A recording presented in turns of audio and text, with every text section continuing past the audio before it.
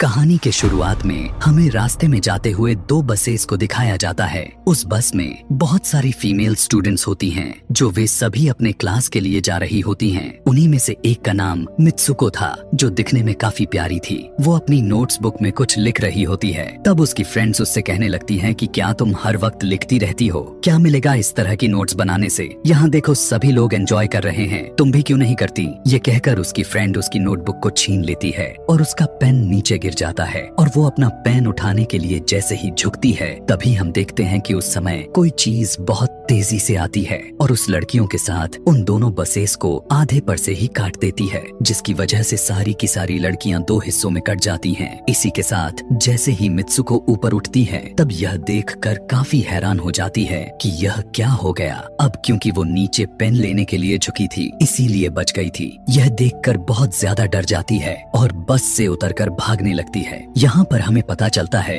कि इन सभी को काटने वाली चीज कुछ और नहीं बल्कि हवा ही थी, जो सभी को काट रही थी। यह हवा अब मित्सुको के पीछे भी पड़ जाती है। यह देखते हुए मित्सुको चिल्लाते हुए काफी तेजी से भागने लगती है। भागते समय उसे आगे चार लड़कियां और भी दिखाई देती हैं और वो उन्हें झुकने के लिए कहती हैं, लेकिन काफी देर हो चुकी थी। वो हवा उन्हें भी आधे पर से काट कर चली जाती है। लेकिन उनमें से मित्सुको एक लड़की को बचा लिया था कि तभी इन्हें कुछ साइकिलिंग करते हुए लड़कियां नजर आती हैं, जो कहीं पर जा रही थीं। उन्हें भी ये बचाने की कोशिश करती हैं, लेकिन वो हवा उनके साथ भी वही करता है जो अभी इनके दोस्तों के साथ हुआ। और इसी दौरान वो लड़की भी मारी जाती है, जिसे अभी उस अदृश्य चीज से बचाया था। अब वो यह देखकर काफी डर जाती है और वो इधर उधर भागने लगती है। आगे हम देखते हैं कि मित्सुको जब एक नदी के पास जाती है, तो वो यह देखकर हैरान हो जाती है कि उस नदी में भी पहले से बहुत सारी डेड बॉडीज पड़े हुए थे, जिसने हवा ने यानी उस अदृश्य चीज ने काट दिया था। वहाँ से वो एक डेड बॉडी के कपड़े लेकर चेंज कर लेती है। अगले सीन में हम देखते हैं कि मित्सुको चलते चलते एक स्कूल में पहुंच चुकी है, जहाँ पर और भी बहुत सारी फीमेल स्टूडेंट्स थीं।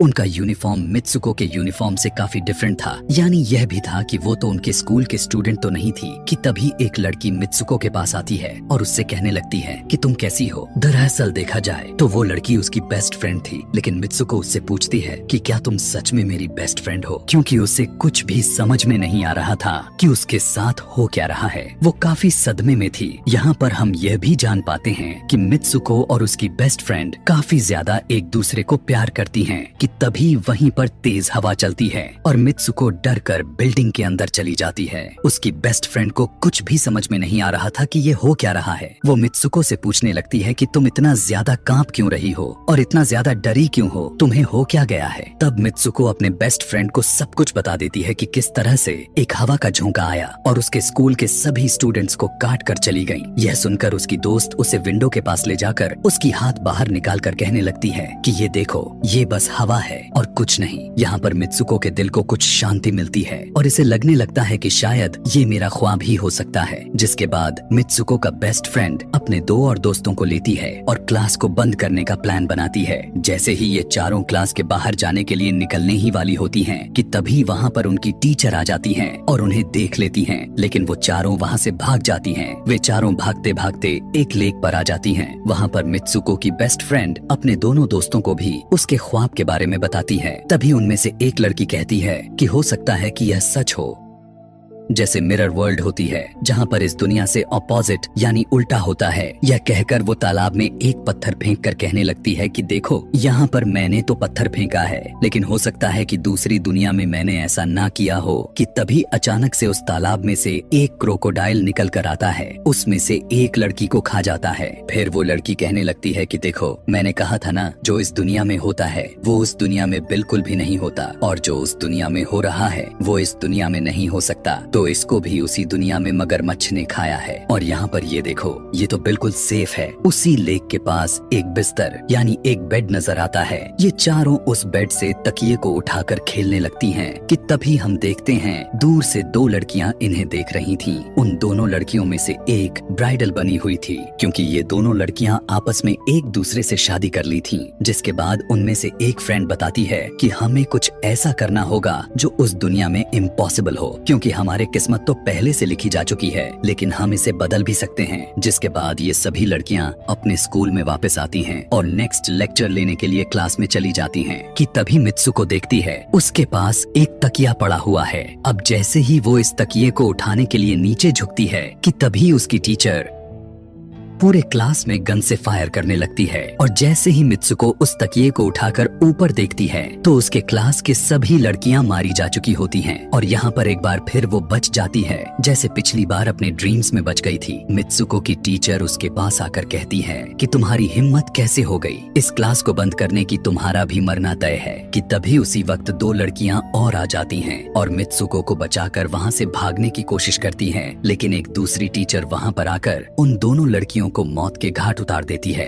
अब जितने भी स्टूडेंट्स की जान बच गई थी, मित्सुको उनके साथ बाहर भागने लगती हैं, लेकिन स्कूल की सभी टीचर्स उन सभी लड़कियों पर फायरिंग करने लग जाती हैं। अब यहाँ पर फायरिंग के दौरान सभी लड़कियां जैसे ही वहाँ से बाहर आती हैं, तो यहाँ पर हवा उन्हें काट देती है। यहाँ पर अब मित्सुको यहाँ पर एक बार फिर से अकेली रह जाती है और वो वहाँ से भागकर क्राउड एरिया से होता हुआ पुलिस स्टेशन में जाती है। वो वहाँ पर सब कुछ बताने लगती है। उसकी यह बात सुनने के बाद पुलिस वाली लड़की उससे कहती है कि लेकिन तुमने स्कूल वाली कपड़े तो नहीं पहने हुए हैं। और जब वो उसके सामने एक मिरर को रखती है तब मित्सुको उस मिरर में देखती है कि वो तो एकदम से बदल गई होती है और लोग उसे मित्सुको के नाम से नहीं बल्कि उसे किसी और नाम से बुला रहे थे। यहाँ पर हमें पता चलता है कि उसकी शादी होने वाली थी। तब वही पुलिस ऑफिसर उसे उसकी शादी के लिए लेकर जाती है। यह देखकर आसपास के लोग उसे कॉन्ग्रेचुलेशंस दे रहे थे। अब जैसे ही वे सभी उसे लेकर चर्च पहुँचते हैं तो मित्सुको को बेस्ट फ्रेंड भी वहीं पर मौजूद होती है। मित्सुको उससे पूछने लगती है कि यह सब मेरे साथ क्या हो रहा है। तब उसकी दोस्त उससे कहती है कि अभी खामोश रहो, हम अभी किसी के कंट्रोल में हैं, बस जैसा मैं कहूँ तो तुम वैसा ही करो। और यह कहते हुए वो उसका वेडिंग ड्रेस पहनाती है और उसे वहाँ जाने के लिए कहती है। अब जैसे ही वो अपनी मैरिज सेरेमनी के लिए आगे बढ़ती है तो वहाँ की सभी लड़कियाँ उसका मजाक उड़ाने लगती हैं। यह देखकर उसकी बेस्ट फ्रेंड एक एक करके सभी को मारना शुरू कर देती है। जिसके बाद जैसे ही मित्सुको आगे बढ़ती है तो उसके ग्रूम की जगह एक ताबूत खड़ा हुआ नजर आता है। उस ताबूत को खोले जाने पर एक बड़ा पिग बाहर निकल कर आता है। मित्सुको उसे देखकर काफी ज्यादा डरने लगती है और एक टूटी हुई बोतल से उस पर अटैक कर देती है। जिसके बाद मित्सुको और उसकी बेस्ट फ्रेंड चर्च से भागते हुए बाहर आ जाती हैं। यहाँ गेट पर भी दो लड़कियाँ इन्हें रोकने की कोशिश करती हैं, लेकिन मित्सुको की बेस्ट फ्रेंड इन्हें मारकर वहाँ से भाग जाते हैं। उधर मित्सुको दूसरी तरफ भाग रही थी क्योंकि अब उसे लगने लगा था कि उसके साथ कुछ ज्यादा ही गलत हो रहा है। आगे जाने पर एक और मिरर में खुद को देखती है तो वो एक बार फिर से खुद को बदला हुआ पाती है। अब जिस जगह पर मित्सुको थी वहीं पर रेस हो रही थी कि तभी उसके पास कुछ लड़कियां आकर उससे कहने लगती हैं कि तुम तो बहुत अच्छी रेसर हो, खड़ी क्यों हो, भाग क्यों नहीं रही। और जब वो भागना स्टार्ट करती है तब वो खुद में काफी एनर्जी फील करने लगती है। जिसके बाद मित्सुको रेस जीतने की पूरी कोशिश करने लगती है। भागते समय उसे अपने डेड फ्रेंड्स भी नजर आती हैं जो कुछ वक्त पहले उसके स्कूल में मारी जा चुकी थी। कि तभी उसी वक्त उसकी बेस्ट फ्रेंड भी आ जाती है। तभी ये दोनों नोटिस करती हैं कि वही पिग और वो औरतें जिन्होंने इनको चर्च में रोक रही थी वो सभी इन्हीं के तरफ आ रही थी।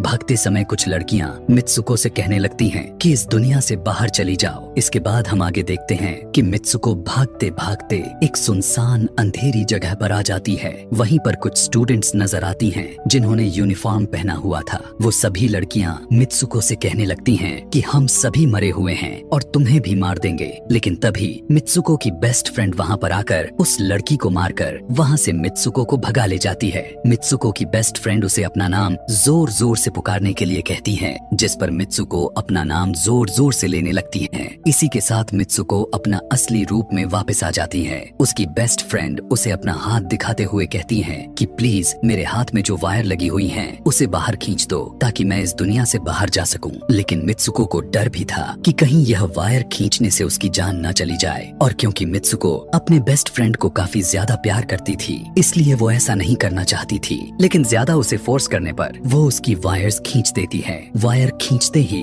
उसकी बेस्ट फ्रेंड की बॉडी दो हिस्सों में बट जाती है और तभी उसी वक्त उसे एक गेट नजर आती है। उस दरवाजे से बाहर आने पर वो देखती है कि अब वो आदमियों की दुनिया में आ चुकी है। वहीं पर उसके पोस्टर्स भी लगे हुए थे। जिस पोस्टर को कुछ लड़के देख रहे थे तभी एक लड़का मित्सुको के पास आकर कहता है कि तुम फ्यूचर में हो। इस बात को सुनते ही वो बेहोश हो जाती है। कुछ टाइम के बाद जब उसे होश आता है तब वो आगे बढ़ती है। तब वो देखती है कि एक बूढ़ा आदमी गेम खेल रहा होता है और उसी गेम में मित्सुको वही कैरेक्टर नजर आती है जो अभी बनी हुई है। मित्सुको को देखते ही बूढ़ा आदमी कहने लगता है कि मैंने ही इस गेम को बनाया है और मैं ही हूँ जो तुम लोगों को कंट्रोल कर रहा हूँ। तुम तो बहुत पहले मारी जा चुकी थी, लेकिन मैंने तुम्हारा डीएनए लेकर तुम्हें फिर से बनाया। मित्सुको को जब यह बात सुनकर उसे पता चल जाता है कि यह एक गेम है तो उसे लगता है कि शायद मैं अभी भी अपने दुनिया में जा सकती हूँ कि तभी उसी समय एक आदमी आता है और मित्सुको को अपने पास बुलाने लगता है। तब वो बूढ़ा आदमी मित्सुको से उसकी आखिरी लेवल को कंप्लीट करने के लिए कहता है। वो आगे बढ़ने लगती है कि तभी मित्सुको को अपने दोस्त की कही हुई बात याद आ जाती है कि अगर हम इस दुनिया में कुछ ऐसा करेंगे जो दूसरी दुनिया में इम्पॉसिबल हो तो तुम इस गेम से बाहर आ जाओगी। और इसी के साथ वो इस आदमी का गला दबा देती है और कहने लगती है बस करो हमारे साथ खेलना। यह कहकर मित्सुको उस बूढ़े आदमी की छड़ी को उठाकर अपने पेट में घुसा देती है, जिस वजह से उसकी मौत हो जाती है। और यहाँ पर हम देखते हैं कि बूढ़ा आदमी यह सोच भी नहीं सकता था कि मित्सुको ऐसा कुछ कर सकती थी और इसी के साथ उसकी डेस्टिनी पूरी तरह से चेंज हो जाती है। वो इस दुनिया में यानी गेम में तो मर चुकी थी, लेकिन असली दुनिया में वो अभी भी जिंदा थी। आगे हमें ये भी दिखाया जाता है कि मित्सुको के बाकी के कैरेक्टर्स भी किसी न किसी वजह से अपने आप को मार लेते हैं और अब वे सभी गेम का पार्ट नहीं थे। अगले सीन में हमें मित्सुको को बर्फीले जगह पर लेटा हुआ दिखाया जाता है और अब वो अपने रियल वर्ल्ड में आ चुकी थी। और इसी के साथ यह दिमाग घुमा देने वाली कहानी यहीं पर खत्म हो जाती है।